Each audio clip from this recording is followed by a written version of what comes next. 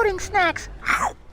What it do, snackers and snackettes? It's your boy Gage. This is Loading Snacks Weekly. This is a very special edition Spoilercast for Black Panther.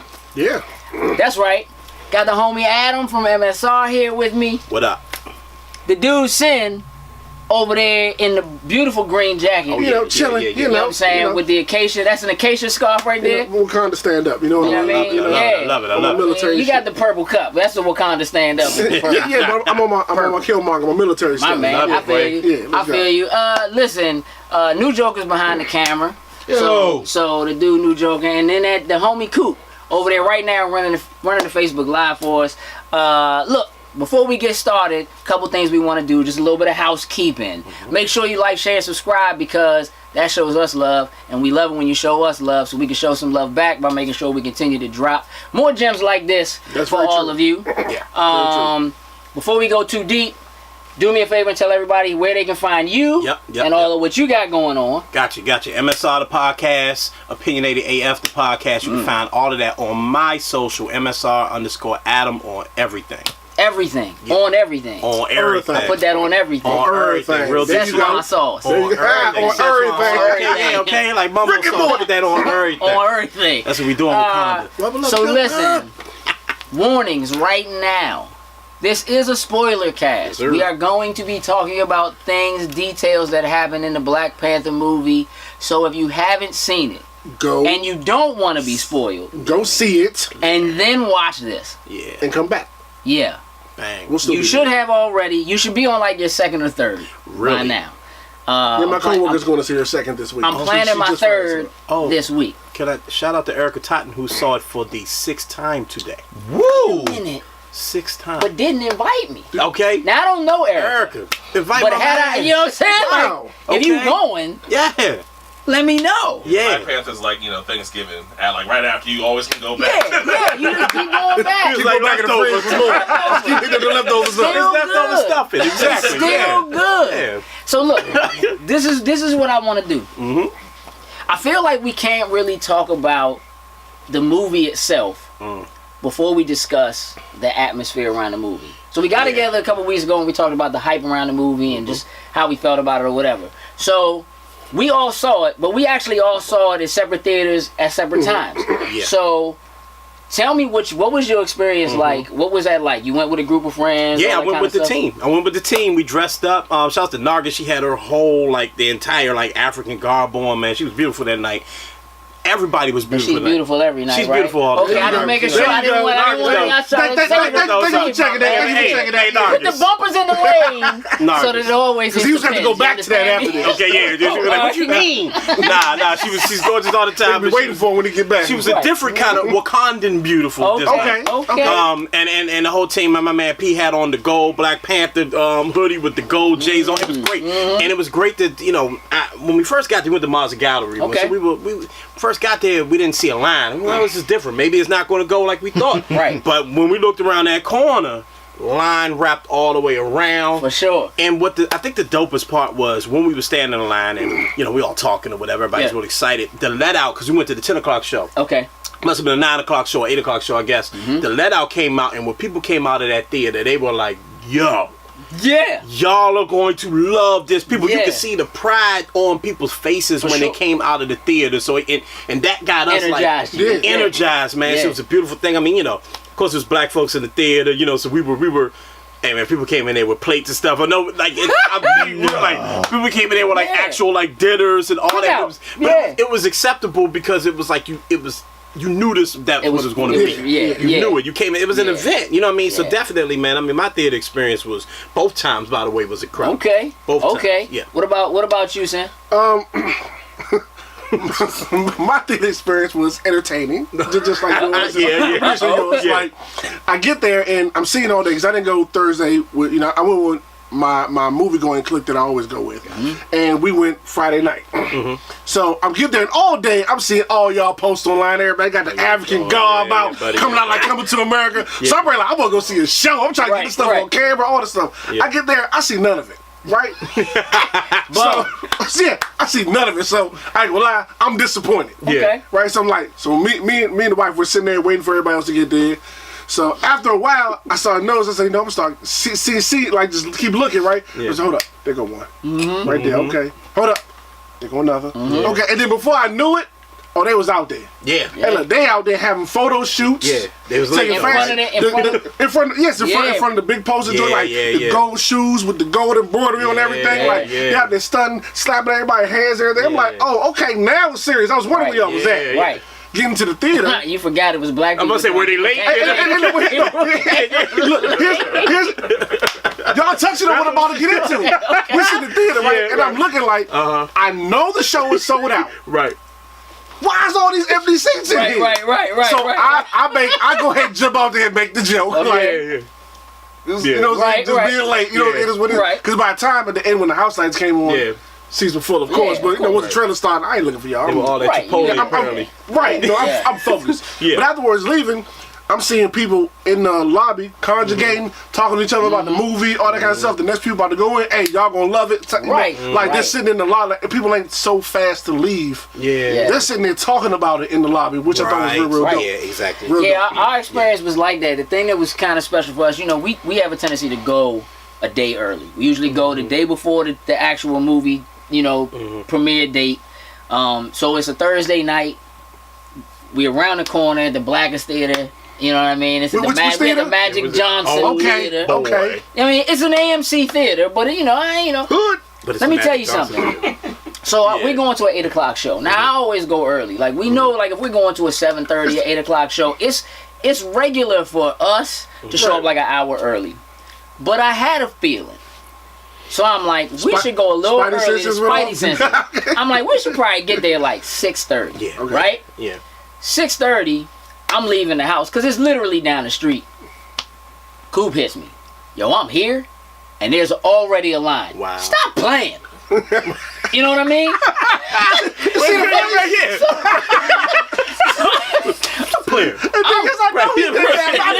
I did that. That was my actual. So I'm like, we gotta go. Yeah. Right? I get over to the parking lot, bruh. It's packed.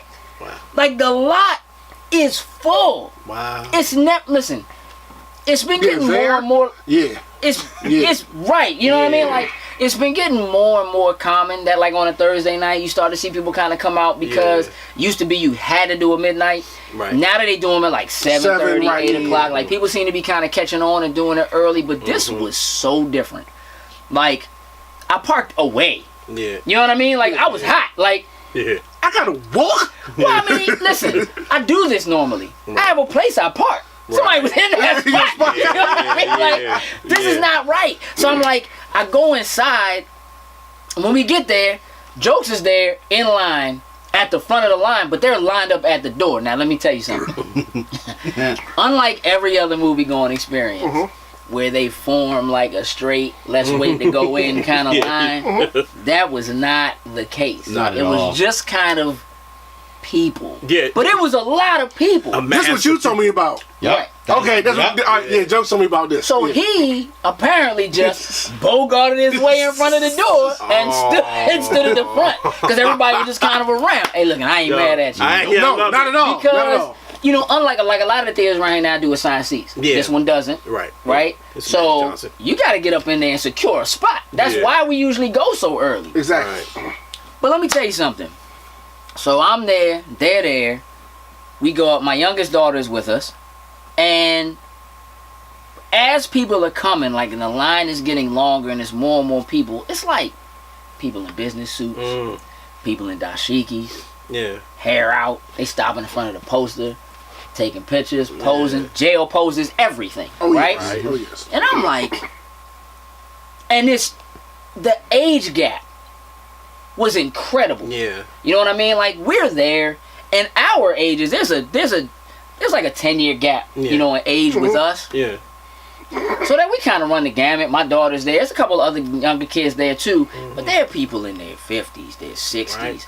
There are people there in their 70s. Yeah. They dress like they're going out to eat. Yeah. You know what I mean? Like, they are treating it with a certain kind of respect. Right. You just don't normally see. You know what I mean? Which is not a normal movie going. You know what I mean? Like, for us, being geeks, like we're used to going and seeing people dressed like the characters in the movie, people dressed like Jedis or like the Joker or Batman, whatever. Like this wasn't that. Like people there were people who went who wore Black Panther stuff like that, but this was not like costume. This was like it was a cosplay. Respect for like this is a thing, right? And inside the theater, like just like the watch, it just felt like I don't know, there was this kind of energy, you know what I mean, in there, like especially during the film. You had that same kind of feeling in there. Absolutely. I mean, the attire. It was like a mix between like some type of traditional, like almost like we was going to some type of like African festival. Sure. And frankly, like the 2008 voting booth for like Obama. Like it was like, it looked like we were going to vote for Barack Obama for the first time. Like it was that real, the energy in the building and people cheering when stuff went on. You know what I mean? And people, and you just accepted it. Because normally I'm the type of guy, I want to watch the movie. I want to Don't be all, Right. But like you accepted it because you realized that this is a cultural event like we talked about last time. And you really felt that in the theater. It was proven. Everything we talked about in the last episode was proven by the energy within the theater. Like, it was definitely exciting in there, man. And the people, like I said earlier, the people were beautiful. That's just the only way I could describe it. Like, the people were beautiful. The some people in costume, like you said, some people in traditional garb, and just people just dressed to the nines to go see a movie. A boy had on gold shoes. That's what I'm telling you. He had on golden shoes to go see a movie. It's one of those things where like nobody seemed to treat anybody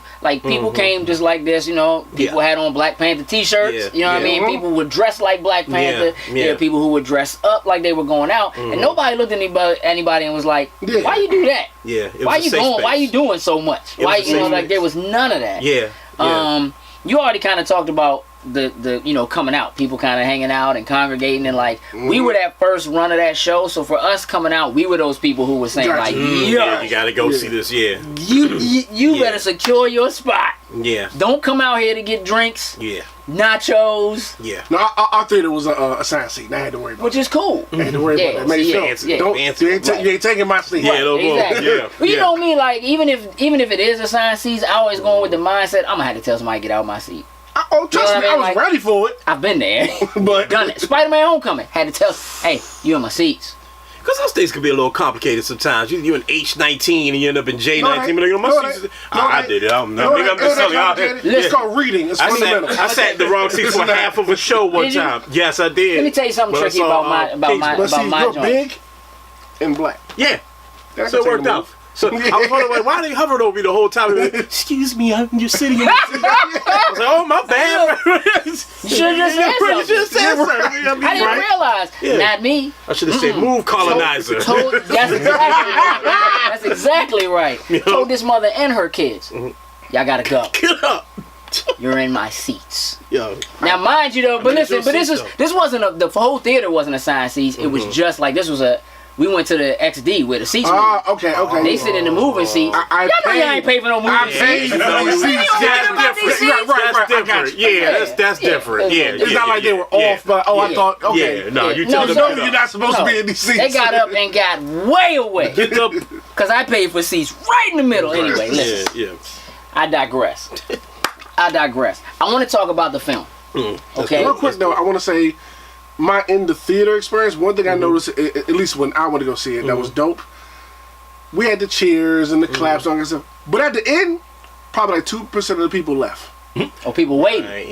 Yes. And see, we're talking about like people that like don't usually come to Marvel movies. I noticed because we all go see the Marvel movies, so we know what to expect. But we also look for those people that get up. Who don't you going? You know what I mean? Doing like people chilling. Like some people got up to get close to the exit, but didn't leave. Like they're just standing by the side. And waited all the way through for both of them. That's we actually had some people get up to leave, but the majority of the people stayed. Like I was actually pretty surprised too. I was pretty surprised about that. Now that you say that. Same here. So listen, I'm gonna deep dive straight into it. Okay. Let's go. Was Killmonger right? Oh, that's the question. Yes, I'm glad you started with that question. Is that okay? Yes. I'm glad. I just want to get the elephant in the room. Let's clear the elephant. That is not an African thing. The elephant that wasn't supposed to be, but Rhino in the room. I didn't even think of it that way until you said like. Listen. After I said it, I thought about it. I don't want to be mad. What I was going for. Okay. Was Killmonger right? That so. I'm seeing a lot of that, like Instagram posts, Facebook posts that are just straight up Killmonger was right. I got people out there I know and love and respect that got shirts. Say Killmonger was right. No. Okay. But his feelings were justified. Indeed. To me, if we can go deep with it, let's do that. Killmonger he was like a metaphor for African Americans. Sure. Right? Mm-hmm. He was a manifestation of all of our frustrations. All of our frustrations with homeland and with home, with America and with the homeland, right? So what I felt Killmonger, his motive was to destroy, and I think some people kind of missed that by wanting him to be right. Yeah. When he burnt the help me out with the heart-shaped fruit. The heart-shaped fruit, right? Oh, the grape cooler. And this bang and the CIA agent was saying like he was saying like, look, that's what he's trained to do. He's trained to destroy you. So a lot of I think what was going on with Killmonger was that he was on some sort of empire shit. Like, I'm going to run things the way I feel like they should be run by using these resources. Right. And but not only doing that, I'm going to totally disrupt what's going on in Wakanda. Yeah. So you could say that, like, if you want to compare him to what Nakia was talking about, right? Which is saying, hey, we're going to, we should use our stuff for good. Right. He wasn't talking about using it for good. No. He was saying use it to dominate. Right. So it really depends on what your mindset. What I think Killmonger did, though, was strike a nerve in a lot of black folks, a lot of African Americans about what we would do in this position and how we really feel about things. And that's why I think he's probably one of the greatest written villains there's been. No doubt. Because any great villain, what they do, whether it be the Joker, he's been compared to him, and whether it be Magneto, who's been compared to, what those three characters do is they make you question your morals. Sure. They make you question, like, damn, would I do that if I were in this position? How would I act? And they make good points. The Joker had good points. Magneto makes good points. Killmonger makes good points. Absolutely. But that doesn't mean he's right. It's the chaos that I disagree with this chaos. What about you? Let me, before you answer that, would you have followed Killmonger? Since you all in the, you feeling real militant right now. I can agree. Would I have followed Killmonger? Yeah, if you were a tribesman in any of the tribes in Wakanda, and what happened, would you have been with the border tribe holding up? You know what I mean? Like, would you have just followed? As much as I mess with Killmonger, I don't think I would have followed him. I think his approach was. It was his approach to it. Like, yes, he made a lot of great, strong, valid points that I agree with. It's just the method that in which he went to taking out on not only Wakandans but everybody else. Trying to get his message across. I didn't rock with all of that too much. You know what I mean? But I don't. It's hard to call that unless you're in that situation. I can see why they did though. Yeah. I can see why they did. If you got a guy like Claw who's been a menace to your country for years and stripping you of your natural resources, he brings him home like it's nothing. Home in the body, and you're already questioning T'Challa because you're saying not only could your father not deal with this person, but you couldn't deal with him. Right. And he's been raping our resources. Right. And by the way, we kind of feel like we should be using our military might to defend. There are people in there who feel that way. I can see how they followed him for sure. He spoke, yeah. Do we need to take a break? Let's take a quick break. Okay. We'll take a quick break. We're gonna come back. We're gonna talk a little bit more about Killmonger, and then some kind of unexpected and some expected things from it. So we'll be right back.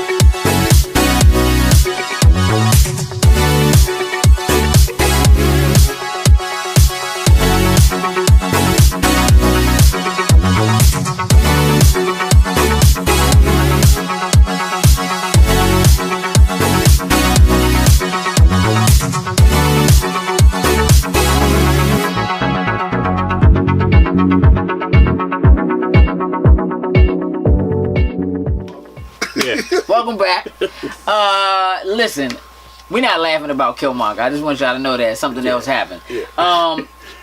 Here's what I feel about Killmonger. I like Killmonger as a villain. Me too. I just do. And I'm going to tell you what really solidified it for me was when he shot the girlfriend. Yeah. I was like, he's a thug. Yeah, he don't care, bruh. Yeah. Straight up, she was like, I'm sorry, Eric. And he was like, it's cool. Everything's going to be all right. But damn. Like, and I was like, And I felt like I shouldn't have cheated for that. No, don't straight up. From right when he did that until he just took over. Yeah. It was all him. It was all him. At that moment, it became his movie. Yep. It was his movie up until they found T'Challa alive. Yeah. Yes. Yeah. It was his movie. He was the star of the movie at that point. That's you know what I true. mean? Yeah, like from the very beginning when he came in and he was like, "Oh, how you think our ancestors got it?" And I was like, "Oh, it's that kind of movie." It's Right. Like, It's gonna be that. That's where we're at right now. Okay. He going in. Y'all been following me around. Okay. He's speaking some real stuff. Yeah. Yeah. I'm gonna tell you. I'm gonna ask you a question. Were you expecting Claude to die? No, that and I love when I'm surprised. I wasn't either. Yeah. I love when I'm surprised like that. That's the mark of great writing and a great movie, because I really thought that they were going to find a way to make Ulysses Claw like, the ultimate villain, and I even kind of thought that maybe they would find some type of weird way to make, at the end of the day, Killmonger and T'Challa end up fighting together against Claw. And I wouldn't have been upset with that, but I thought that's where they would go. We're talking about Marvel here, that right? would have been like the classic corny Marvel way thing. out. Yeah, absolutely. Yes, but no, and then you're right. The moment he took out Claw and the moment he went back to Wakanda, actually the moment, like you say, the moment he shot his girlfriend, and that showed that he's willing to do.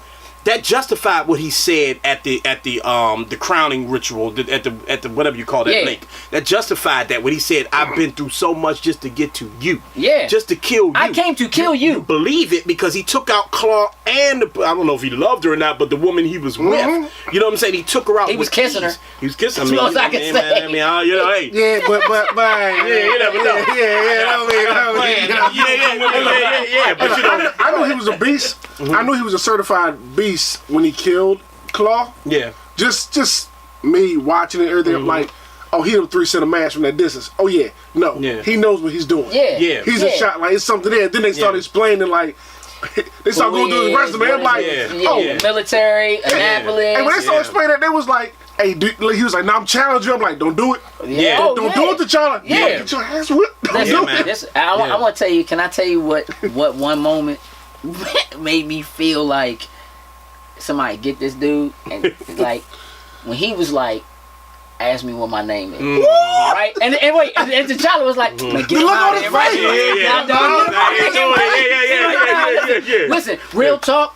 That same moment came back at the end when T'Challa showed up and was like, "I ain't dead." He was like, "Oh, that T'Challa shit off." We don't do that no more, right? But this the thing, right? You did not kill me. When the dude in the green, the dude with Nakia's father, when he was like, "Who are you?" Man, if I'd have been like, "Man, who said I'm the kid?" Nothing. Don't talk to him without talking to me first. You can't do that, bro. Listen, it was so unexpected, right? But there were a lot of moments like that. Yeah. Now, Shuri stole the show for me. Oh, I love Shuri. I got a crush on Shuri. Yeah, do you? I do. Listen, I ain't mad at that. Yeah. I think by far her, Killmonger, and I cannot remember her name. Okoye. The Malaje. Yes, by far, were the best. Yes. By far. No doubt. Yeah. Boss scene, fight. Dope. Yeah. Dope, just everything, throughout the whole movie, the dialogue, and I love how everything. T'Challa was basically, like, T'Challa had his moments, of course, but he had his moments in Civil War. This is when we got to know. I like how he was just a vehicle for Wakanda. Everybody to get to know else and other people were able to shine in this one. Yeah, look.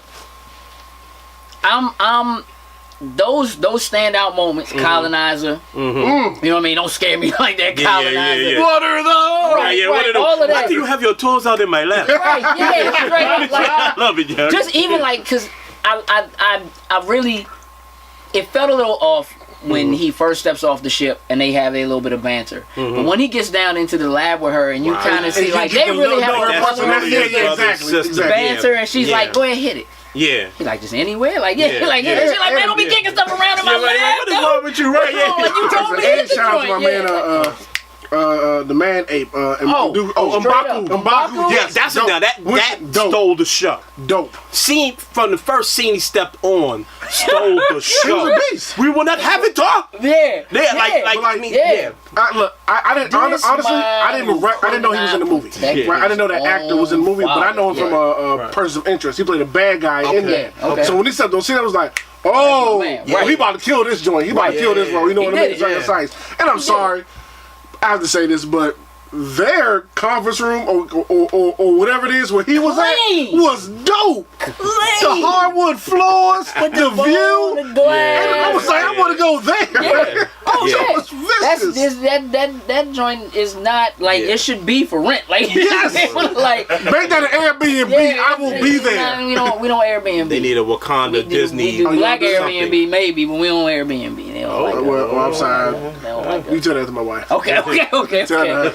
I let her book it. We good. She speaks languages. It's fine. It's different. Yeah, I mean, are there any other scenes specifically other than them being in his area and my man Freeman trying to talk and him being like, you cannot talk. He started talking. They just Feed you to my children. I'm just kidding. We vegetarian. Hey, when he said that, the look on my wife's face was so classic. Yeah, like those moments. It's like the setups and the payoffs in that film. Yeah. That setup where T'Challa, it does show you what kind of a man and a king T'Challa intends to be or who he actually is. He could have killed him. Yeah. When they had that first fight. He comes down here, you gonna challenge me in my house, like this is my day. I lost my father, and you gonna rub that in my face. I beat you, but I didn't kill you. And I straight up like, your people need you. Don't make me kill you. You know what I mean? And that coming back at the end being like, alright, I owed you one. And that was set up in Civil War. Sure. That's that whole sequence with him at the end when when he catches Zemo, Zemo, and they show Iron Man and Cap fighting, and he says, "I was almost killed the wrong man, and I'm consumed with these men are consumed with anger, but I won't let it consume me anymore." That's it. So that set up the type of person that T'Challa was. And I thought it was dope to see him on the council at the end. Yeah, like he had come down, they accepted him into, you know what I mean, for the future movies. And he even tried to. I don't think he was going to welcome Killmonger onto the council. But he even offered to Killmonger, you don't have to die. Right, maybe absolutely. we can help you. You know what I'm saying? And I'm sure you'll talk about that line at the end. That we're gonna get there. And I think that casino, as far as the action junkie, that casino action scene was dope. No doubt. It was a great opportunity, not just in the action in the casino, but the way it went out to the street, to the I'm talking about the way it was shot, the direction, like shot the raccoon, from we're action junkies. You know what I mean? I think I'm just saying, like from an action junkie standpoint, that was a great action sequence. Absolutely. He's earning. He has a signature shot now. He did it in Creed. I'm pretty sure he's gonna do it in any other movie. Does this continuous shot that he likes to do? Did it in Creed? He did it in the bar scene, and I always appreciate those. It's a hard thing to shoot. Absolutely. I love it. It's hard to shoot. The one shot. The whole thing. He did the same thing for Bill Station 2. He did. Yes, he sure did. Yep.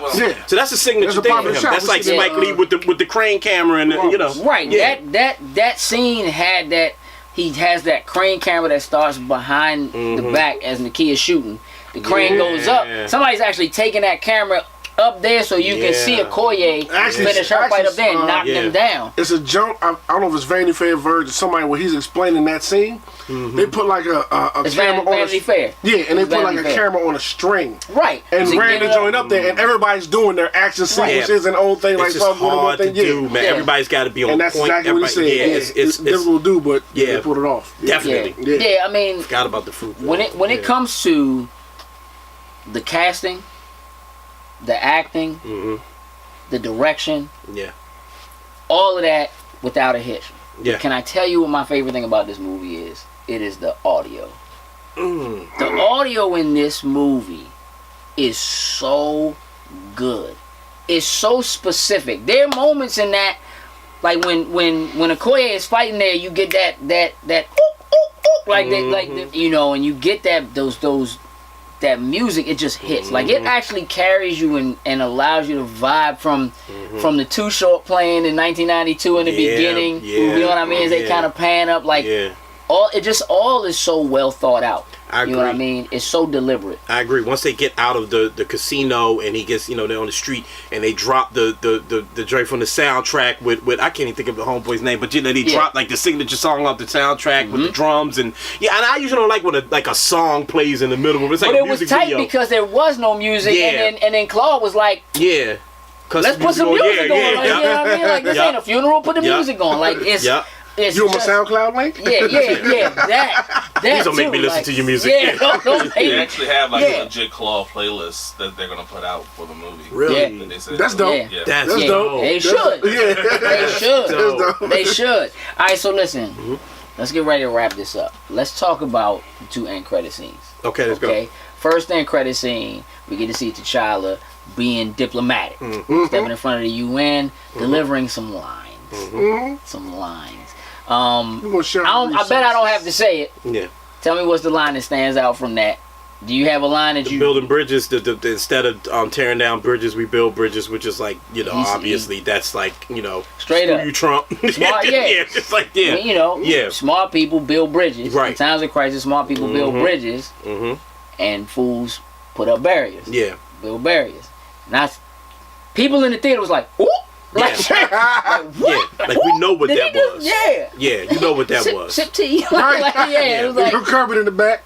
Yeah. And then the shade that's thrown at the end of that, where it's kind of like, look, with all due respect, what can land of farmers, what can y'all do for us? Right. You know what I mean? Oh, really? Yeah, and I think that's a dope setup for the future of the MCU as a whole. Going into Infinity War and yada yada, right? But that last scene, right?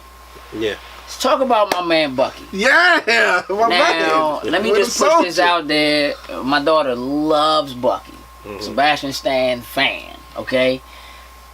They call him the White Wolf. Let's put it out there. White Wolf in the comic books is the adopted, like, bad guy brother of the Black Panther who leads the War Dogs, who are like, Nakia is a part of the War Dogs, who, by the way, becomes a villain in the comic books. She's Malice in the comic books. And if you look at the trailer for for Infinity War, when you see Bucky with his arm back, he's cocking his gun, but he got a bunch of dudes with spears like he's leading them. I totally believe my man is going to be the White Wolf and is going to be, at least in Infinity War, leading them because the White Wolf leads the War Dogs. Oh, wow. Okay. Wow. Straight up. See, now after this, I need to go watch that again. Watch that trailer. When he shows up, you see his profile, and everybody that's beside him, you see him line up with his soldiers. Yeah. They all Wakandans. She's teaching him because she said you have much to learn. You have, you know what I mean? Wow, that's okay. It's about to be. I did like the fact my man seems like he's a lot better now. Oh yeah. He seems like he's a lot. Yeah. He got that mission statement out of his system. You can't just walk up and start shouting words. Yeah, exactly. You know he what? Seems good. And that's that's interesting because I was kind of curious as to why the end credit scene was only Bucky. I mean, I know they were hitting him, was hitting, and I guess it's good for us to know he's there and he's fine. But it didn't seem significant other than Bucky's been here the whole time. But now that you put it like that, it's going to it will show his head. It will It didn't feel like a plot point for the next film. I felt like if they were showed Cap, then it would have been a plot point. Right. I think that plus less time people got to worry about when Infinity War come out. True. I want to see what happened to him. Like, okay, he's good, he's fine, he's out. Because it's right after that when they say Black Panther will return in Infinity War. Like, you know what I mean? Like they, But that's what that's about. Like running the War Dogs, which again, that's when Nakia was on that kind of a mission. He was on a War Dog mission. Yeah. Just you know what I mean? When he came and got her. Right. Got you. And that's who Killmonger was sending out. You know, he's like, we're gonna send our weapons out to the War Dogs out in all these places. His father was a War Dog, if I'm not mistaken. Yeah, that's what the Shuri who got Forrest Whitaker's character, Zuri, was a War Dog. You know what I mean? Which is what his brother, that's James. Straight up. I'm gonna kill you and him. So I think overall we can all agree we enjoyed the movie. No doubt. Without a doubt. Enjoyed the movie. Everybody needs to go see it. Absolutely. And we'll tell you what we think is maybe gonna happen for part 2. I think we should say that and come back and talk about that. That sounds like a good thing. with that, ladies and gentlemen, we getting ready to get out. Do me a favor, like, share, and subscribe, and tell us what you think.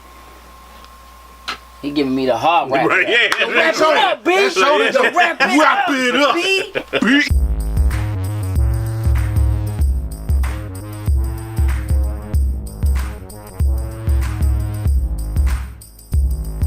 Loading snacks.